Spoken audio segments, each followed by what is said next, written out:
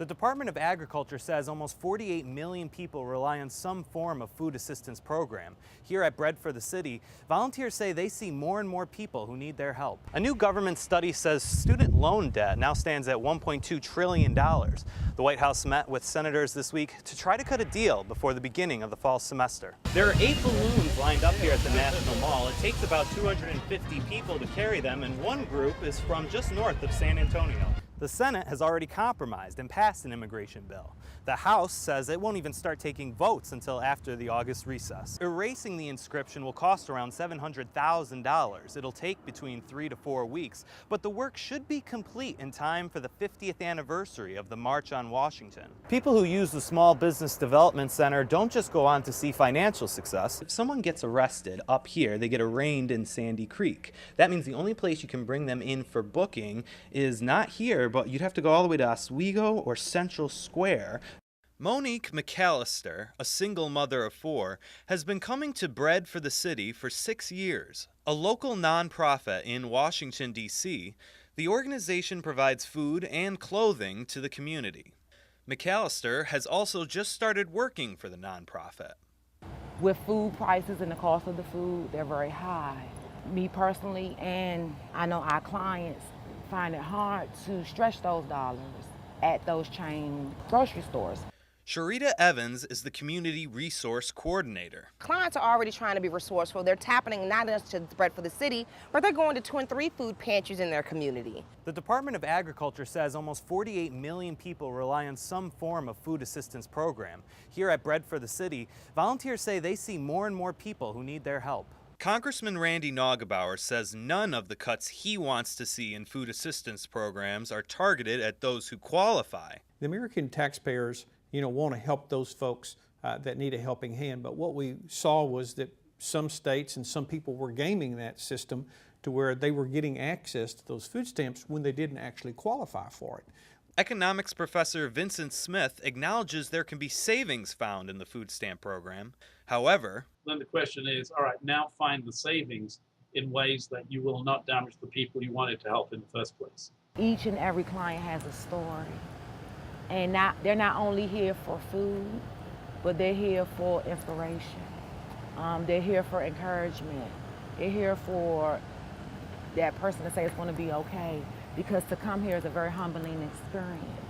It's unlikely lawmakers will be able to reach a compromise on how much to cut or how much to save before the August recess. In Washington, D.C., Tom Magnarelli, KMAC 28 News. At American University in Washington, D.C., students like Mahaley Schenkelberg are upset with the possibility of higher student loan rates. Over a period of 30 years, that's going to be quite a chunk of change. Any difference in money, it makes an impact.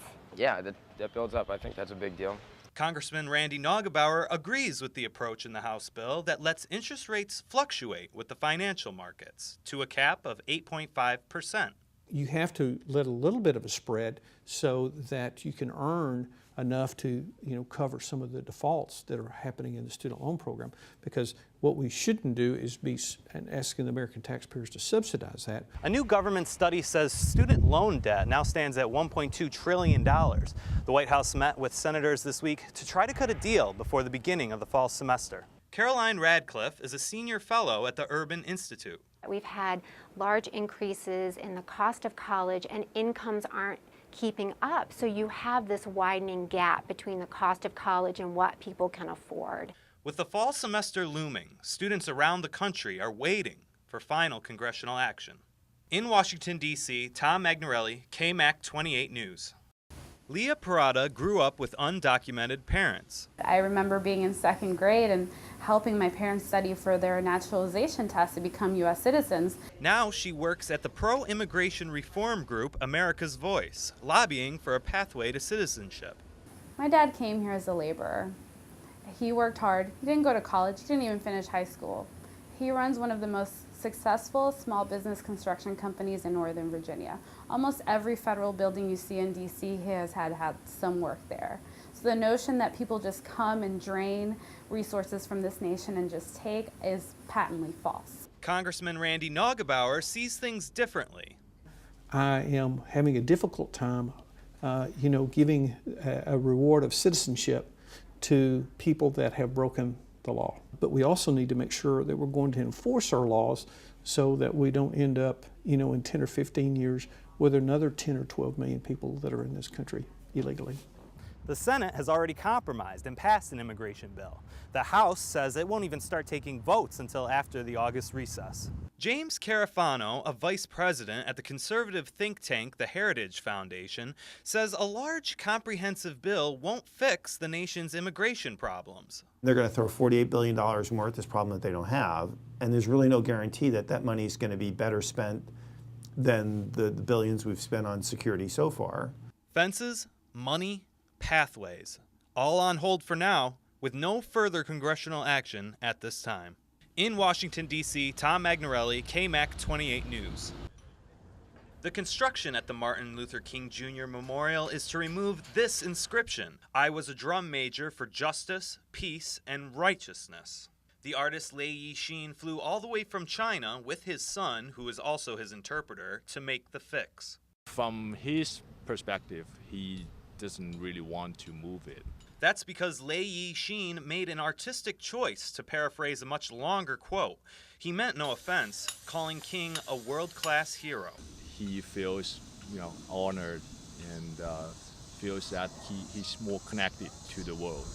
Erasing the inscription will cost around $700,000. It'll take between 3 to 4 weeks, but the work should be complete in time for the 50th anniversary of the March on Washington.